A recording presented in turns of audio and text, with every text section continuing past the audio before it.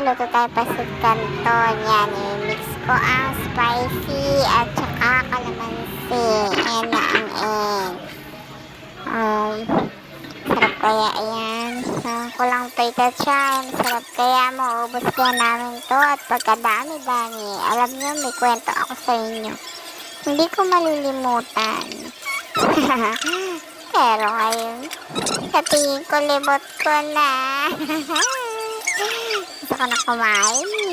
Sarap-sarap po. Ayan, naluan ko ng kalamansi. Yan. Para malasa talaga ang kalamansi. Hindi mo malilimutan. Yan. Halo-halo. Yan, with red rice. Tara, kain muna tayo. Yummy!